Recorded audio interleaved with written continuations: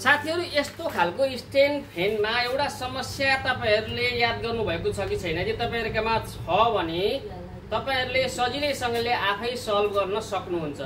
यसको समस्या के छ भने म यहाँ लाइनमा लगाउँछु, एकजना कस्टमरले मेरोमा लिएर आउनु भयो, यो फ्यान त एकदमै आगो जस्तो कराउँछ, उफ्रिन्छ, हावा खाने गाह्रो भयो भन्नुभयो। मैले पनि यसरी चेक गरे, चेक गर्दाखेरि भ्यागु त जस्तो उफ्रिन्छ आग्नोलाई।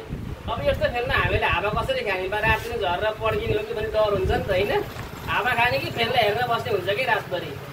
यो सामान्य समस्या हुन्छ, थाहा नहुँदाखेरि भित्र के नभए जस्तो हुन्छ। यसको समस्या के हो म चट्की भरमा ठिक गरिदिन्छु।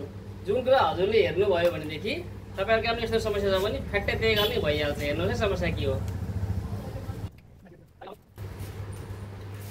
एकदमै इजी छ, समस्या केही छैन। हेर्नुहोस् है अब यस्तो समस्या भयो भने नि साथीहरु यो जुन ब्लेड हेर्दा राम्रो देखिए तापनि यहाँ हेर्नु होला यसको ब्लेड कति राम्रो छ हैन। यो ब्लेड राम्रो देखिए तापनि यो ब्लेडको समस्या हो, अरु केही पनि होइन। सरकसँगले यो ब्लेडलाई केही भएको छैन ब्लेड, तर यो ब्लेड एकचोटि फेरेर हेर्नुभयो भने सल्भ भइहाल्छ। म अर्को ब्लेड लगाएर हेर्छु, हेर्नु होला।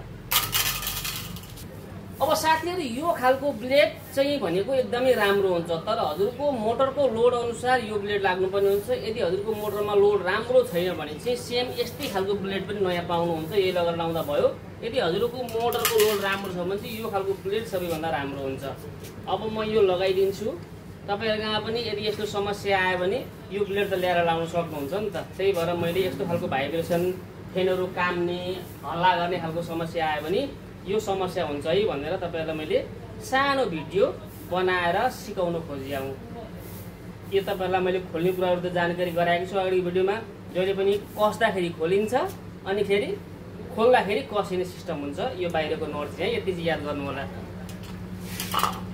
अब यो जाली थपक्क लगाएर म सेट गरेर फेरि लाइनमा हाल्छु। तपाईहरुको अगाडि लाइभ हो है यो भनेको चाहिँ।